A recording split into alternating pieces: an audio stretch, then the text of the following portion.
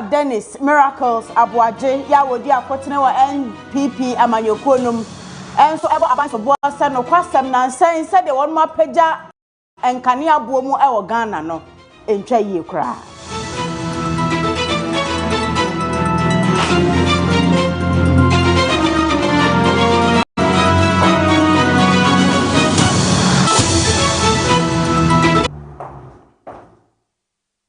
Ebusia de ya boboso yi ene afoforo binom ya ni nyina di kan edi hwedi tie na anwumre yi ya bekenkan edi asomo se prime time kase ensem ya de bremu yi nyina no ya san aboabo no edi akogu www.facheonline.com ya san dem live e wo Facebook and na YouTube no e Fache TV GH wo join ne wo ho a no like program no no share na obi ahwe bi mo kenkan fo anwumre ye me AFIA tum wa katwe mene Obrempong akwasi yeboa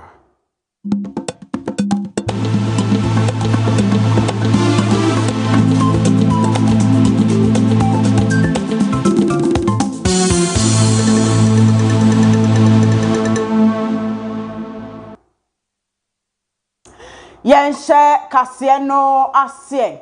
Ghana mampani John Dramani Mahama edi anohobansem emma omai Ghana mpanimfo ya won ma bia mfidi dwuma nyina se wani gye ho na wonya opepa se wodo ho ebese 24-hour economy hyehyɛ ya waban edi abanumu a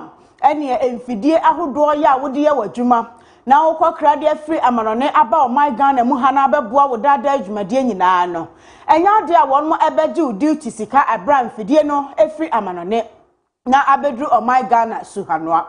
na wo kire se enwumanyuma ahodo ya ewo omai Ghana mu no ebenya wono anigye na afei won manya opepa se wode ho ebehye 24-hour economy no mu a eji se Ghana ban so eye bibia won mani ebeje ho na ye wo makono eba ne saa enwe ono kra ena ebeto ensa afre wo mu na mmom mo ankasa ede anigye ebetutu mrika abe sign up e wo saa 24-hour economy no mampani Mahama ede saa nsemi tudwa ebra na okasa e wo Olam New Pasta Manufacturing Company ya Olam Agri for ena ebie we eye adwumakuo ya wo mo de ba be yetale a e wo omai Ghana mu ha na bra won mo ebie sa adwumadie no ano no oto nsa frɛ mampani ena okokasa ye e wase ade ba ko nani agye adwumakuo ye Olam no ho ene se won mo ankasa da won tibu padi se adwuma no a wo be ye no wonye mfra no pa enkosi awia na sa nwumre baabi na won mapon Obera ne shift and opa wie nwumre ni anajo enti eba sa de a na ni 24-hour economy hyehyɛ no abo ano pepepe enu nti na wogina mu abo won mu ano ho ba sei wono so na famu de obetimi aye ede apia wonom se de ebeye wakono na nam so atwe nwuma ahodo bebre ede abewura 24-hour economy num no eye free duty ema eniema ahodo a wonom bekra ede abagana system and it qualifies under our 24-hour economy initiative. And I'm happy to inform the co-founder that we have passed the 24-hour economy authority bill, and the 24-hour economy initiative is becoming operational. I believe that Olam will be among the first industries to register. And among the incentives you are going to get include duty-free equipment imports. If you want to expand your factory or you want to bring in new factory equipment to establish a new factory, you'll be allowed to bring it in duty-free. Yentwa kasiane so efa emamudia.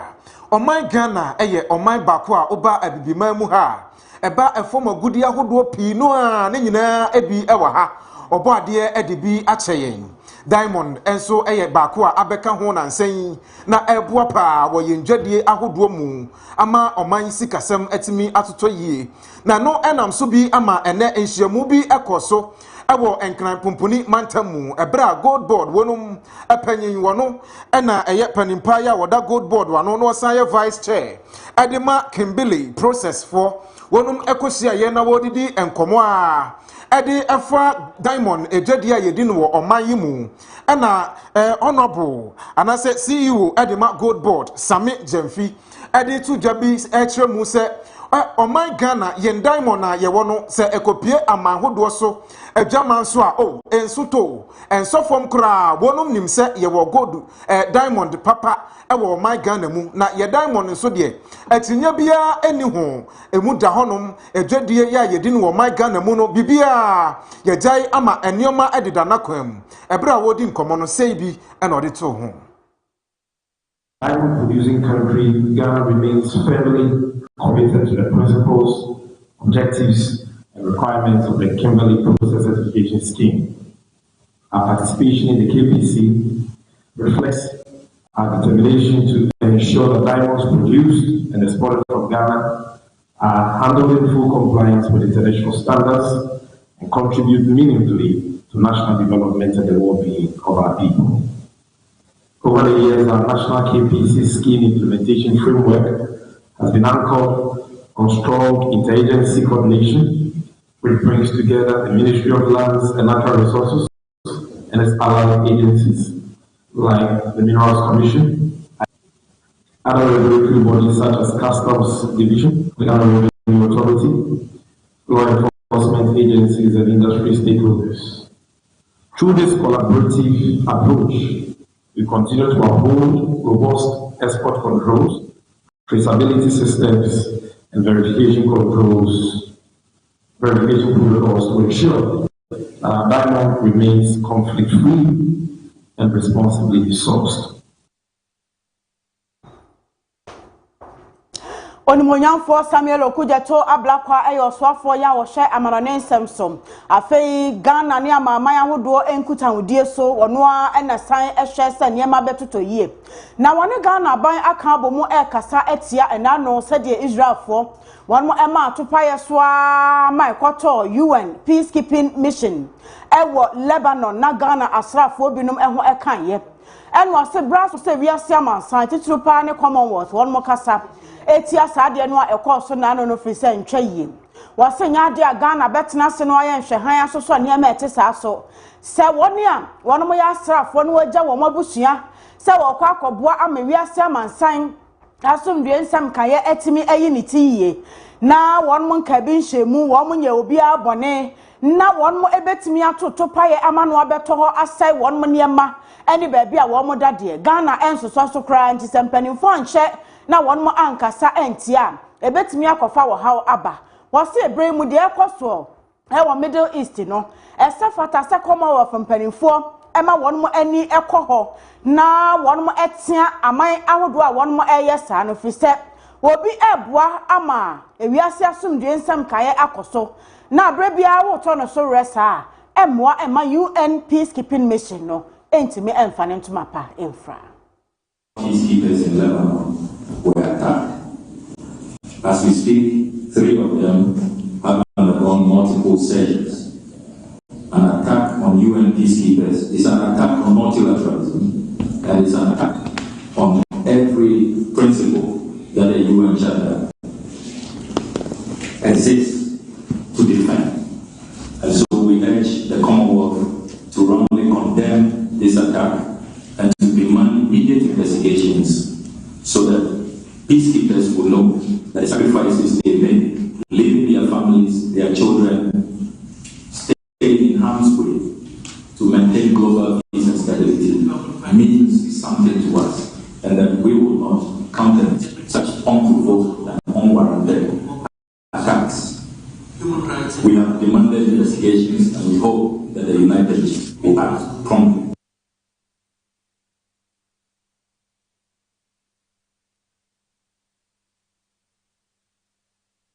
Yentoa kasiane so enfama mu ewo sa ensem kronwa mu na sa ensem kronwa mu na krata ya efri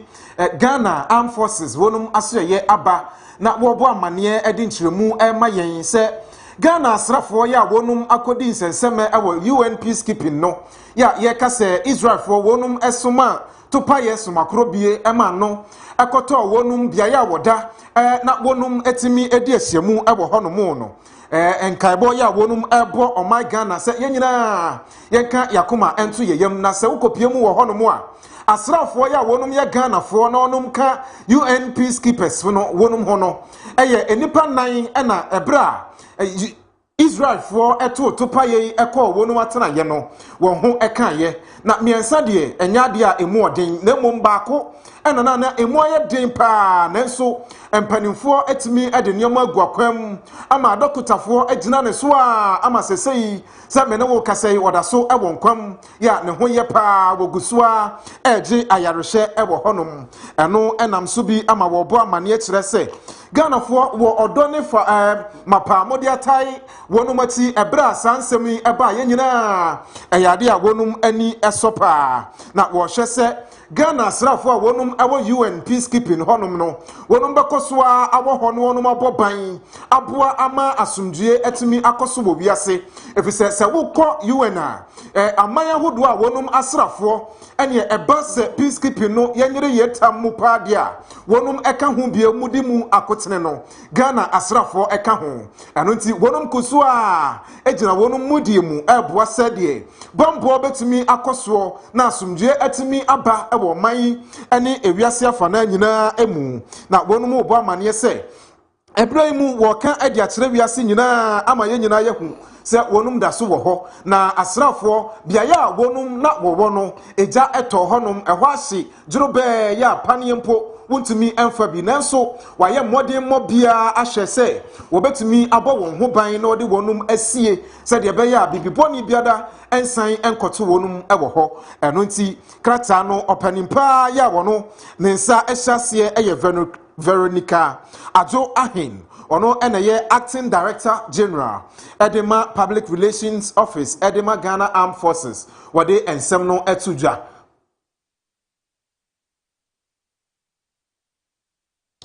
na san Ghana de hye bebre na ebo sudwetire egu NDC aban eso ni nyina ye enyinam nkanea ya won mususu se wapagya mu na so nkanea no mpo nyina so no manya bi ede wondwuma dodo no ansusu ene se prepaid no sa wokoto credit no a page and it say you same boat wo de hyemu ene se esa eyebefua asemi akwa ama edru owura Dennis Miracles aboaje ya wono ene kasa edema Dr. Mahmoud Bamia ya wo pray anasa wono na etu frank ade ama MPP amanyoko no wa 2028 abatuo mu nanim Dennis Miracles aboaje enso ede sobo ni bi ebo NDC aban se wono mo na woba yeyi wobepagya nkanea ebuo mu wo mo nchemu aduonu nwotwe 28% na nsoso nkanea no kra wo mo mane nyina so na Ghana fo anya bi ede wo mu dwuma no kwasam se de ekoso no entwa yie eno nti Ghana fo su a won mo edi su se won mo ebo NDC aban no etire so Dennis Miracles aboaje echiremu asa na afe 2009 NDC for sorry ye na won mo pagya nkanea buo mu Ghana ha ema omanfo ekọ ahochiremu wase ade baako a enwanwa pa ne se bra na NDC for wo opposition no abre bia MPP for be pagya nkanea buo mu no mo kasetia afa ye dan ana mo ba ban mu eni afempo mo to nkanea buo mu wo ha mo nchemu aduonu enwotwe bandada no ekoya wafaso a we pagya electricity buo mu samre no edo so dodo the Quembia or move making sure say a binder than a sound to no onion. On my hair, I'm making sure say no one to be that. So we pay the electricity walk also shows are. We now money by your say a Kahopa and a Ghana for the Cosa line at Tuabama a binder. Yamiabo not by bar a curiosity on one so any day electricity is a my day. A man. I feel about the same. And I want now in opposition now as electricity war ending the Antoine Eba, we make sure that nobody back off from it. You need to me now pay a fema what to electricity with 28%. What's here? You be so sad in our 2 more. Who say a binder than in our 2? You are a boy, and then so a also say a binder. Any other now for a binder than maybe another day. The TN said, so share a bind for free, and they are binded and in some of car, and then the America says, I hope it's a woman, the crew woman, a young child, we need not go with you. That's shame seminar. But the ever caught about some cacabi. Now, Mamma Yatsi, maybe I say, oh, money. But they are funny, say, in the last 16 years, in 2009,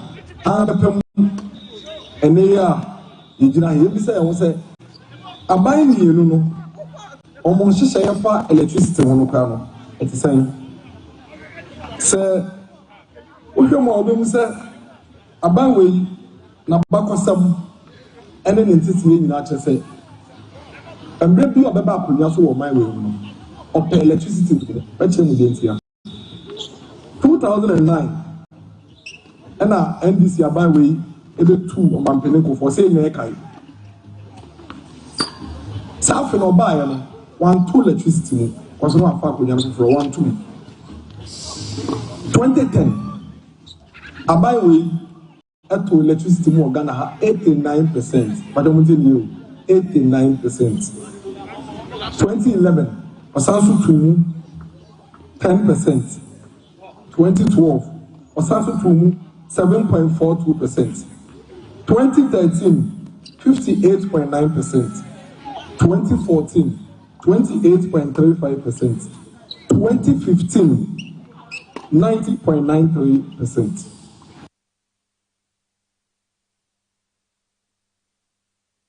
Ora Dennis Miracles Abuaje Kasamafo Edema Dr. Mahmoud Baumia MPP Frank to name and out ten and Kano so H. Musene International Monetary Fund IMF for Musu Duaya Edaho. Yes, Sasa Amanyina Shasona Wadia Juma and Sessa Ube Peja and Kania Bumwa. As a key economic indicators no and no pep ebi any said exchange rate no etienne o my Ghana cedi no anya hoden ama dollar hoden ate aba from inflation said the GSS for bo amane inflation so ate aba from and afa ngobuo so ewo from enti sa brain esesen ka Ghana fo etiminya anigye na eniama te se enyina monkane a ebo eso etete aba from ema wono nya sa brain ena aban ebo won mokro no esan epejam penny bi be catch am say I am not Anna, you have to electricity more. Actually, I am a document. You see, I'm moving on my kind. If you're not required, the better WhatsApp platform. So, yeah, what can I be unclaimed? IMF say exchange rate full. Any inflation buffer more. Want to solve. A cost of what? Yamiadum 2025. We now confirm cra after adding and I'm only 28%. Now, you know what plan is? You ask him to go to Grano. Some exchange rates, they will look at the area. More casa for more exchange rates. After more inflation. And yeah, no, and I reflect this here and nobody have to do electricity. For example, what I want to do, you ask if you say, Omo Shese Ebia exchange rate, you know. And I come here 15 cedis. If you are not going and nobody increasing electricity, my and brand no electricity. Not the actual 13 cedis in the first to second quarter. It means that some increments now on the buy in the first to second quarter 2025. Omo my manable follow. Yet ya manable. Almost 15 cities in the year. But now a friend is saying, I don't know 13 cities. Quarter 3, almost say, almost expect to say, I become 10 cities. I call 11 cities. No, we should 10 cities in my quarter 4, almost expect 7 cities. I call 10 cities, but still, almost 12 cities in the year. And you're my it is here showing power. That's here the 3 years before, Ankasa data, almost the actual one thing, and then Casadia. And it was for 3 years before, how much charging am a number of things over there? How much charging data no kasa more than 2 abonti. Ewo enyina munkania eho ensensem no amu yekopia mu ewo asante mantem kropon kumase emu a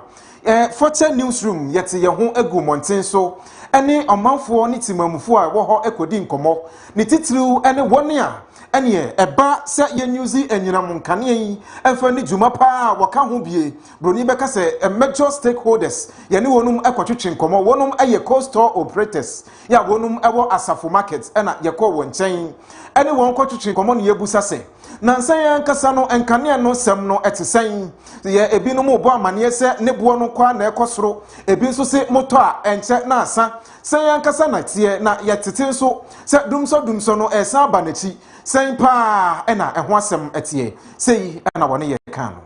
tiase ne atiase omo so no modum no se ye beba na fridge ni nyina ase ana se omo obi ania na se power ne ba na agi boom on baby ti mission on ti esra omo aban hwana ye bibim bo aye why ya na eto aba no ye power chow why month me to stock itory month me 1005 eno kra ndru kisa me am manage e bia me aba say no medum ne kakra nyesa se sia na asa also got let me first so me nyina electricity na e de edi muso so am ma light engine ato on e say ne ye kwa na say ye ba omo hwe ne ye nyesa ye kokromoti na ye be Ghana penify for my chow ye light no say ye black de bia mudum light wa de bia ye ba ne nam na say ama ye hunu amane ti esra munya bibin fa ho mai ah to prepare 2000 cedis e man no krebu a so papa oba ji so dum fridge no ansa na bibia aye normal tade aye nam no afebo se na aye mre na the moment nam se gu fridge mu a ye dum so na aye mre no na afi nam no senti bem because enane a na wasai e de ase freeze te basa na bo se na aye trotro to obi onim na mu bia no so de saka no hu na onum se nam na cho fridge mu banzo na nche due to electric fluctuation ntino eno ntina emasa na emere nyina eba ti o how de ye face bi pa na se so no ta to media prepaid se wo to acha 3 days eso za kotofo wo to acha 3 days eso za kotofo ba kan so na ntisa wo to bia 1000 ultimate use for the whole week but ne acha 3 days eso za kotofo so se ne dia ama ye ho kire pa ye ho kire enya kura nye esamo amo hwe die maye se me to 5 million fridge me no buso me o no buso me kura ntia no odin akase me no pe nso we dia no odin pa esra mo to mampani onye bi fa ho ma esra no a enya dum so no awurade enya kura nye dum so no so nye te no so etimi ko off kura chisi ko pobi na ba ma ye nyesa pa dia 3 days enyo mane hwe ma ya na eda so de sum ntia no de pa na second fridge ba ko sei ba ko ne sei asana ko pobi ama na be tie so man pani na ya ne to aba no ma no eno eye coastal operators ya wonum ewo asante mantamu ena wode wonum ahiasem eto abayanim se eba enkane ansem pa dia wonum ho kire won efise eno na wonum ede ye wadwuma eboa ebo wonam a woton no eho ban eno nti aban no enhwe na wontu ho anamon se de be ya nkane kafre kacho no ne nyina eso ebetimi ate na prepaid ya wonum eto a enche na asano eno aban ebetumi atu ho anamon na aboa wonum kasie so na yegina na yetwa ye ho aba ye ba ye de aka nyina ebe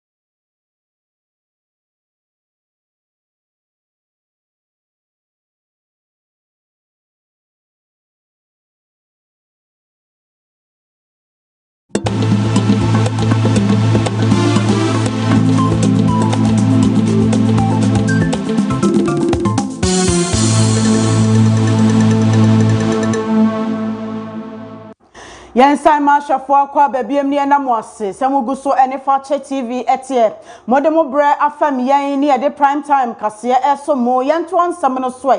omai prosi adwumakuo no ne nkrabata ya ehwe esumase jadue mu nhwehwemu ya eye criminal investigations department won mo ebo amane ese wane ojahodenie ahye ye energy ministry aka won ho abom na wote won ho gu emontere so wotemampotamu na womunya ntie se enipa fekuo bi ewa adwumakuo bi mu a womu the electricity company of Ghana ECG for mu cables ena sankrofo no ewia won mo etwetwa bie ede ekọ amaya hodo so na won mo ekoton enti ebra wo mo nya ntie na wo mantena wo mo to so mo ne energy ministry etu anamoy nyame adom won mo timi achi enipadu na ene CID mpanimfo efrensem trefo enhyemu mama Lydia Yako donko awono ene pani a wo hwe enkitawodie so CID atenaye no ene kasaye wo kyerese ebra won mo etu anamo no wode wani ekire adwumakuo bi a ede central company mu ewotema won mo kodruye na kyerese adwumafo ho no de won mo de a won mo ya ne se electricity company of Ghana for cables anase nhoma won mo didi dwuma no ena won mo boaboa no akama ene wo sit na be ankra mako 100 grams de esisi ho enti won mo hwe nhoma ne gu ho a na won mo ahyase ede blade ena afe ensekan edwiri ho enti won mo dwiri ho nyina wia enadia ewomu no no ma hyase ekeka bom ya wo mo susu se wo pese wodi etwa suo ekomiamia ekoton enti aprosi force ne ma ti se de won mo nsoso so matemamu font na ha na wo mo ni o man ni nya emmo ECG ana o man no atan ye na adwumakuo bi akro no ti ya kasa de enipadui won mo ache won ya wo aprosi for akache in the industrial area of Tema. The Criminal Investigation Department Headquarters Operations Units, in collaboration with the officials of the Ministry of Energy, has uncovered a large cache of stolen Electricity Company of Ghana service cables and arrested 10 suspects in connection with an organized cable theft and metal export syndicates. The operation was conducted on Wednesday, 4th March 2026 at approximately 3:30 p.m. Acting on intelligence, a joint team from the CID Headquarters Operations Unit and Energy Ministry officials raided the premises of Central Company located at the Pong Industrial Area near Tema.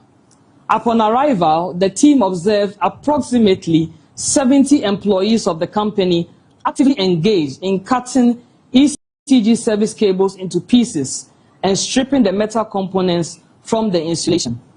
The extracted bare wires were being compressed into metal blocks believed to be destined for export. Over 100 drums of service cables believed to be the property of the Electricity Company of Ghana were discovered on the premises. The volume and condition of the recovered cables indicate a sustained and systematic operation targeting ECG infrastructure. 10 suspects were arrested in connection with the operation. The Ghanaian nationals arrested are Samuel Ekpe and Priscilla Padu. The Chinese nationals arrested, believed to be playing managerial roles in the company, are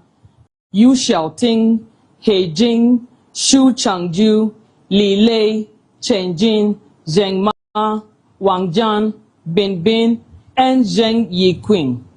A 24-hour guard has been placed at the premises to prevent the removal or evacuation of any materials pending the conclusion of investigations. The Ghana Police Service views this operation as a significant step in the fight against the theft of critical national infrastructure. The stealing and illegal exports of ECG cables has had a severe and direct impact on electricity supply across communities, businesses, and public institutions. The service reaffirms its commitment to working with relevant state agencies to protect national assets and bring perpetrators to justice. And some from no civil and local government staff association, Utilitia, Efra Wonum Closak, Wonum Ejuma Kono, Wakam Wabum, na and nay, Semena Wokasay, Nawachia, a chamu, Wabamania P, Eden Krata, who do Babo and Tinch,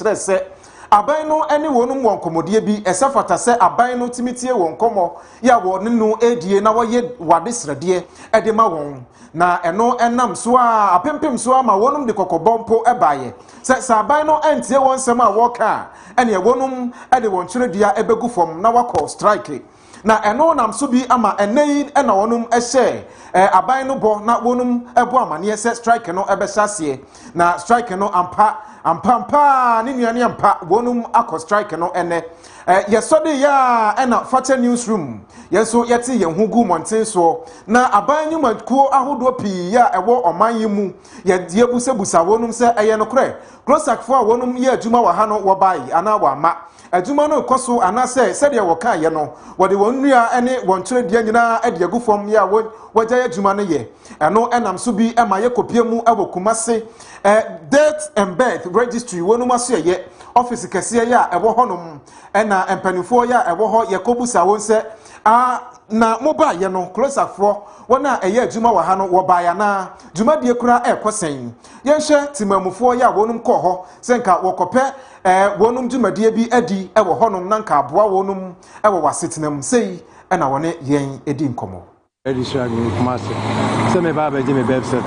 we ba ya almost omo strike so we nyina inconvenience am family the whole day we go through our and man dey my family if you do yes almost strike nti me sanka say me corner the next day masafa ka asaba never straba and say at the plenty omo penny for no strike or no mon transit na so no mon kasa no mon solve because bi am me free my crib bi wo crib free ban watch me dey obekọ no asaba afi so website ya me beje almost 2 years ni my ba bebrebe ni nyina opere de bia the same story na it stress omo reni no be my last evening class a bit me go me mass encouraging bia bit me and dia be better than say the whole Ghana na nyina be kwa akra ansa na ba emwa ema ma ntimi ma ne ma bi enkoso it strong man it is to strike no ma kono omo no mo trans no mo so wo na bibia anya okay said me buy come bit maka na me nkono masaba the next day they are putting things together and then na first day o ma start by once I abane they can't say they will allow us to go and see they will take care of us say I beji a birth set no na say be a registration so they will take your details no na after today no na it will determine say if they will close their doors and I say because they are coming in to do one or two things into so mobile na say maybe I successful they are fine but near you they will call up the street. How does it affect me? Oh, to be honest, me say me buy no. Me sister wa Accra. E jani nsuo afa na niam anti. Ne ma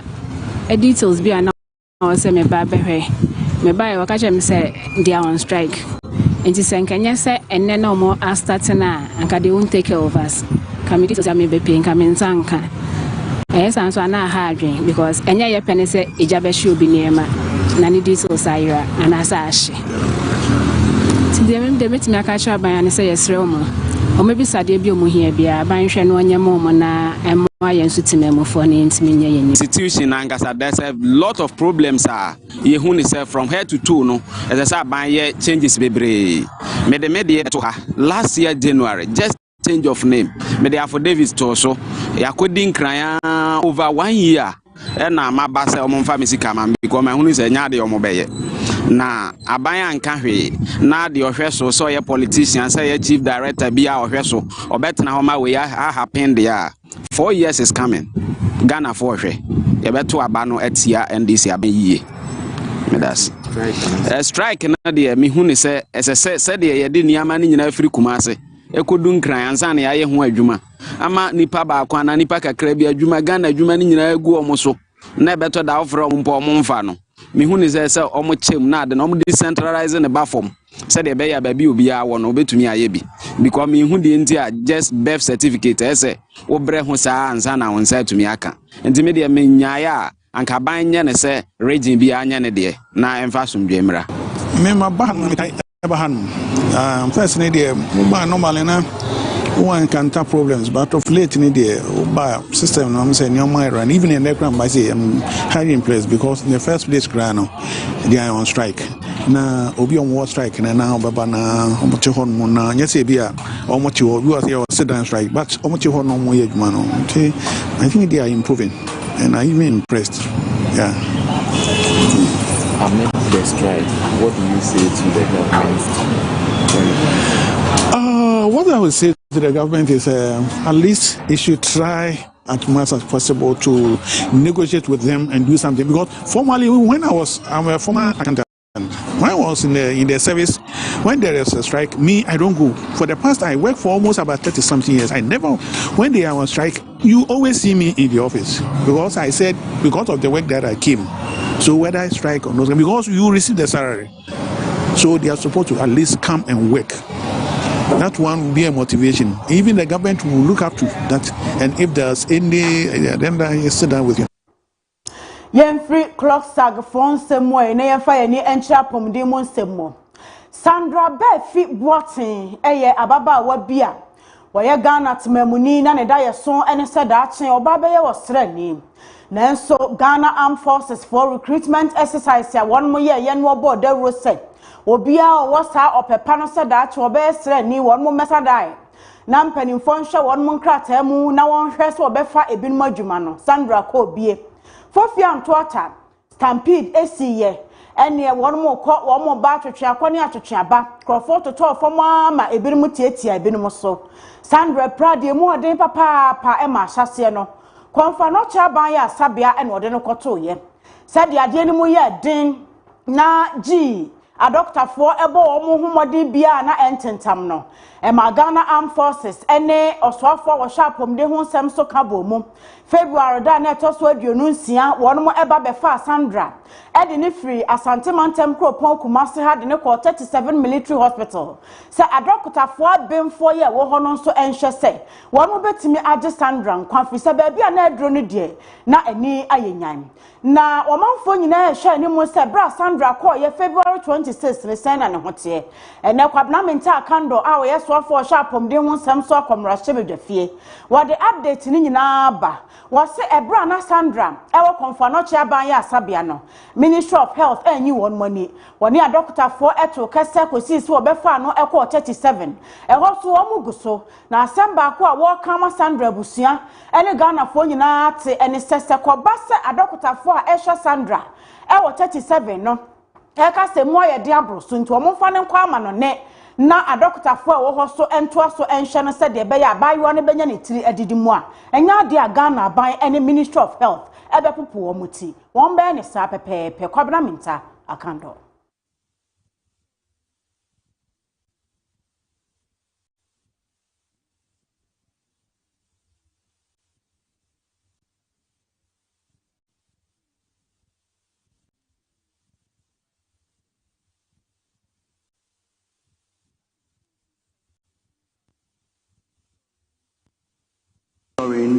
Confirmed Teaching Hospital to ensure that Miss Sandra Befi Boatin received the requisite specialist care and that every necessary step is being taken to expedite her treatment and recovery. Without disclosing sensitive clinical details, Mr. Speaker, I can confirm that the patient sustained serious injuries during the Ghana Armed Forces recruitment exercise held on 12 November 2025 at Baba Yara Sports Stadium, following which she received inpatient care under specialist supervision. The measures being implemented to support her treatment and recovery include ensuring that her medical bills are fully covered by government so that no cost is passed on to the patient or her family. This has been complemented by comprehensive care delivered through a specialist-led multidisciplinary team, together with the required rehabilitation and related social support to optimize recovery. Mr. Speaker, the patient has since 26 February 2026 been transferred to the 37 military hospital for further management. Government is also considering all appropriate medical options, both locally and where necessary abroad, to ensure that she receives the best available care. In addition, Mr. Speaker, the ministry is facilitating the training and continuous capacity building of first responders to strengthen emergency response systems and improve outcomes for Ghanaians who may be affected by similar incidents. The Ministry of Health remains committed to supporting the patient's full continuum of care. We will continue to work with the relevant health facilities and, where necessary, engage other state institutions to ensure continuity of treatment, rehabilitation, and appropriate follow-up until her condition stabilizes sufficiently for discharge and subsequent outpatient management. Mr. Speaker, I so submit. Honourable Member, any supplementary question? Mr. Speaker, I thank the Minister for doing justice to the Onmonyamfo Kwabramenta Akando Health Minister and I would say Woba Manie Ede Afa Sandra Befi said in a pom de hon sem etie ho na enuachi ena Onmonyamfo Alexander Fenyomarkin minority leader said Onmonyamfo so aba bedru fie ha dia ene mamimisa na say monkeypox ya de ne ma ne homene so May 2025 no na kamia ese mensiri makomako o head 120 districts ya wo Ghana fa na nyina ya de ne guso eteretere wo ye health minister waba e de amane na wo de boyen sen ena ya de no muguso a mososo anu se de be ya enkoso anteretere ena kwablamenta akanda obo amane se efri May 2025 no ya de no makomako be apem ena won manya wa ya asamia ahodo na nipa nwoche ena efrim. And on the African continent. Since the outbreak began in May 2025, the Ministry of Health, through the Ghana Health Service and with partner support, has activated a coordinated multi-sectorial response aimed at interrupting transmission and protecting public health. For clarity, while 880 cases had been confirmed as at 25th November 2025, the situation update as at 3rd March 2026 is that Ghana has recorded 1,038 confirmed cases and 8 deaths, largely among persons with underlying health conditions. 124 districts across all regions, representing 47.51%, have reported confirmed cases, with the Greater Accra and Western regions being the most affected. There is currently 1 case on admission with no critical cases. The response is being implemented through strengthened coordination and emergency operations, intensified surveillance and contact tracing with 21-day follow-up, and sustained laboratory testing at the National Public Health Reference Laboratory, the Noguchi Memorial Institute for Medical Research, and the Kumasi Center for Collaborative Research, Case Management, and Infection Prevention and Control have also been reinforced, including supervised home isolation for mild cases and management of moderate to severe cases in designated facilities with support from the Ghana Infection Disease Center.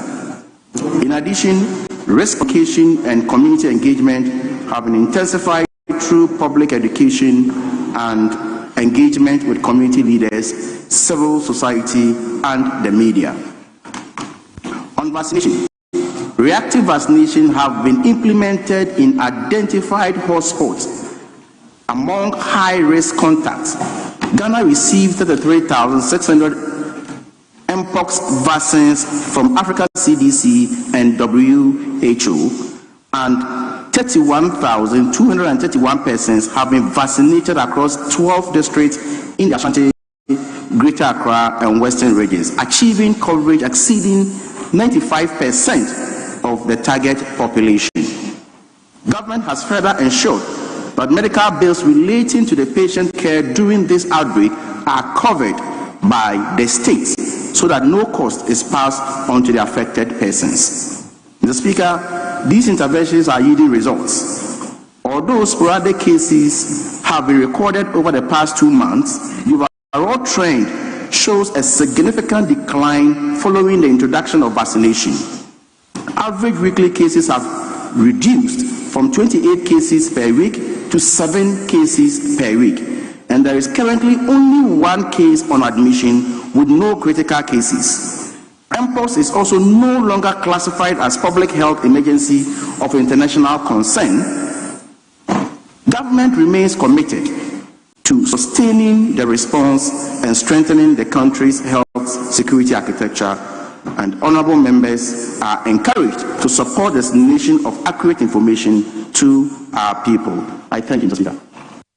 Abusia yegusua ede kase no esumo na meka wo se yen kase yi etwagu e wo Facebook okoho no mo a obo fache TV a onso obenya bia hye e wo Facebook sanso e na YouTube e ye fache TV ni kai wo se entintan fidie ni so www.facheonline.com eno so ya chiro agu honom obenya bi na wakenkan na bibia akoyie ede amawo yeguso ede kase no esumo na wonsem foforo mu no yede yani etremu abo bunum East mansini no emu na buno East mantam no mu no mansini ya yato wofre no Pru West mansini emu na yekopie abiase na ukopie mu abo abiase traditional councilor eneyi wonum de dwumadie bi esese so ya ahemfo enum wonum ednam rakwanso age wonum atum se womeka abiase traditional council no womeka ho na enam sa dwumadie ya eso na ohempopro ya wono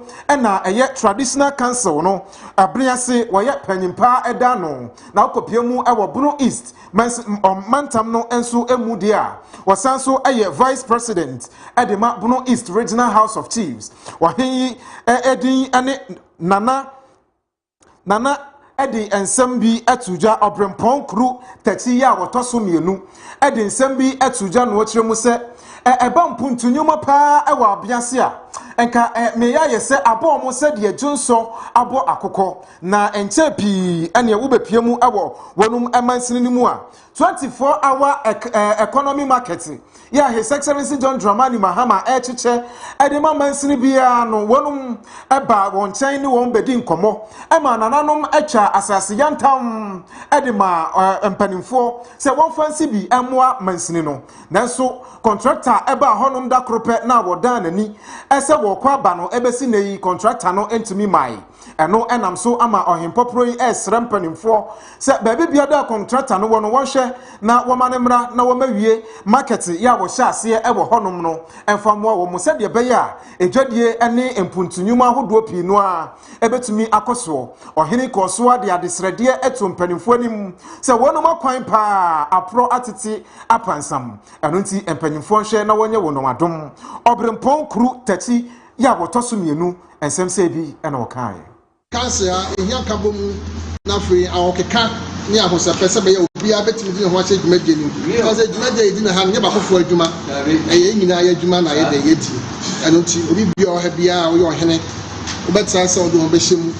na dwumadie ni ahoka bi efa ese fata awatimi aye na se ne so ya ba be so aye ni ase akwa chese ni a chese ensem be o ha ne ba ye ensem wa ha ye ka ho asem afre obefri ha no ensese obi ho asem be pa bontene especially your cases bu ha e ba be wura ha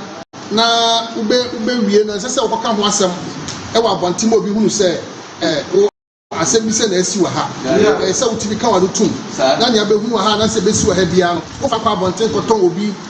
sabe obi asem e wa bontene e me ko fa asem fo fagede e ma enti nyina ka ho na ye ba be so isa sorry ya in front of oath of secrecy but me aka wanu atum e wanyema bi ho amfa yensem anasa ahimfie nsem enkwa bonten na nkonko manya basa nti akase ye womra ani ahyade a ewo ahenie no ho ebra ba beso yi unya so awia sa nyema ni nyina no eso behyem bi na ba se wo betwem afri nyema bi ho na wano kasa bebra sa nyina no enne ya wo beso wo wia wo be kwalo tum ensem bu ha no ma ekoso ha uwie kra ensese wo kokacha wo yene kra wo fie na wo kunu e wo fie se ade we na de obi asem aba ni fie se yo e basa okrani wafom emra na sa me no aban e betwe waso ti do ma aban esa se waso se sa nya mani nyina no beji so na de ayeden aye adwuma ntire eso awie a sa nya mani nyina no ese wo sa ti bi ni bo a wo menya so awie sa se aso afuna mo eso awie no sa nya mani nyina se oyi ho e de edwa 24 hours economy na ya dia mo ababe boyamani a mo hye ase nanso ate akoda ehunu hwe nyina no ye basere mu se wa se DC no bo modern se ubedi akire na ebetimi abamu na wonso kra no aye legacy amount say odachi obedi DC no na ahwe ma adwumaje wait me course so afei school program aye SHS ni program and also ewo ha na first day school ni a day and ne aban say oye no boarding amai enti nyama say omusisi hostess ni ade ene dining a omuguso and also ye hwemonim na yeguso a ye hwese say adwumaje nso betimi akoso pepepe afei mantamu kwan enso am say contract we yi kwan no e kan the contact no ho nanso ye hu ni say kan de omatimi aye awie dem ma ba se de no omodo mo saka kakra bi omo jai e da ho ye hu say e koso ye fie bo amane ya kaka wo mu esan say won sam doso na won so atimi aka contact no na wo hwe so esan say aban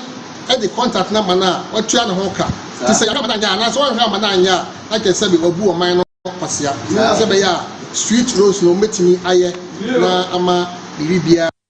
Owura Samuel Japan wano eneye mensini crutch panyin abo mensini no emu na wano so yensenchro ni ya wo ho big asare ene ne chichi nkomo ena wo busa no se de nananom asie nie na opanini den ena obeka e de afa ho sei ena okan mo a enko ntumu fo se yengazeti mo na nipa bia no akoye se operetumi a ne kasanko onya tumi ni wi a ne kasanko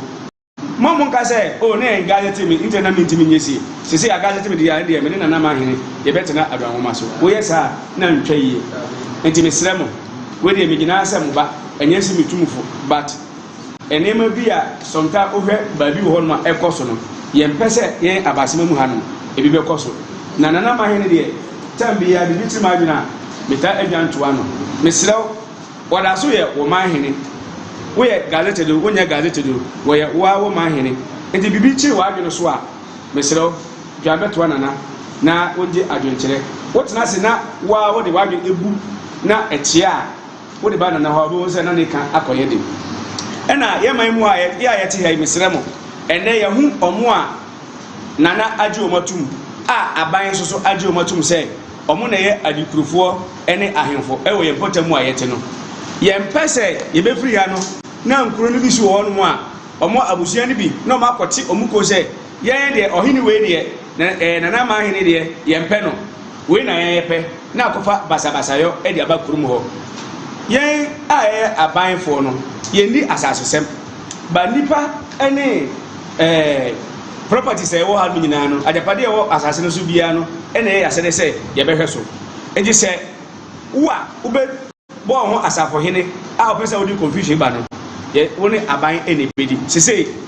enya woni nana na bedi bio because sese nana ayinfo na aga to mo no nana de o ma se aban sa eji se wo di won se kana wo di won sa e ka aban eji mesre mo nana no ahema no mo mo gazeti ye no nim se nana man yi wo yi obeboa mo na mo aye eji mamo na so mo ye wi a e yade a abeka abusua eno eye Owura Samuel Japan futuo ya wode ma ahemfo a na mmara kwanso yaji wonu matum se wo meka abiase traditional council no eho na wo wieye na yebopini ahemfo ibi ya wonum ede wonsa ahye emrase na ene ya gazette wonum se wo meka abiase honum traditional council no wo meka ho no wonum so de ensem bi atuja na wonum afren kabom ba koye se wonyina wonhwe na wonka won humum se de beya asumdue mapa ya wo pe e wo mantam ne mu ebetumi akoso High Court jet abesue mi de no credit ni se biom predias de bia esa fata e wose ni de biom ni de bi anda roma ewura ni se batimpa senyo bia na betre na hiem so obeda se biom predias na him for biom sansa him for biom ni anda zet na o de equity on ni da ewura se e sai wo ben dem fa se geze ya jet free her leadership free kitampo abisa ya ji atu ye be dere se Obrempong anya ni se ay fuenu de ngi de tibe emse bia ngi na obesure tia no why what it was amaye so ya gigeze ya dana sipa ede tu ho ache be ye adwuma ma no man so abasman so etumetu mpo aye melije aye na ho wapo api amejetum na me bo me ho modern so say mfanye ntutu asem am be so nyunga Obrempong fitati abasman nyina wura amana henie no atumpo na ebinso aka me ene me manko Amaya de shia ha na nwumre kasia ye stress monfa mo bre emfam ye ne emfam mesomo no ye de nyina esie Millennium Construction ye de ho aseda emanom me de to ani ma branch ababa wa wasi so wo pese da ache wonya ejapade eto akire e de manchiri ma ya asase a Millennium Construction ne bebo edi wakagiremu no ma pass asne bi ato amount ye half plot full plot quarter plot baby a wo pe no Ghana fa na bia Pomade nene Millennium for enshimom one more ebeto bia ma de manso ni ho na de ye wadwuma obia emehaw wo de wasomdue ayo project na wonso wani etime age ebia wa asase ni bia wa twato odada na bibi nti wo pesa wo ton de sika no ya de fofra Millennium eto nsa frosa bra fa asase ni be hye won mo nsa tina wo fie dada jojo ho wo mo abepe atofo na sa wo to wi a wo fra mo aba abaju sika sede moko entiase apamu no apepepe ufia ya dada na apesa wo renovation na usiesia Millennium for ebeboa wo ebia wo asase wo si dream house esiso a Millennium se betena se ne twamfoni ne kire wonom sede wani so ade tie bia wono besi efie no kama ama won so so wani age ho wo hu se contractor bi wo ho a wo si dreams e ma ne be reality wo sa tonton adansie ho ne ma ahodo nyina bi enti oha no fa construction ho nko ade a aye Millennium ena mekam fatso Kumase Boshen Nayas Junction energy mekoi ewo numbers na go screen ni so betumi afana ne mpanimfo atwetwe enkomo na won mo so aboawo ewo how bia wo edefa adansie ho wo mada momenti ene ye de kase ebeso mo abrebia wakenkan for eye me AFIA tumwa ketri mene Obrempong akwasi Jaboa yada mo ase ene mo bra mo age ahwe ye anwumre yi yakra mo nyina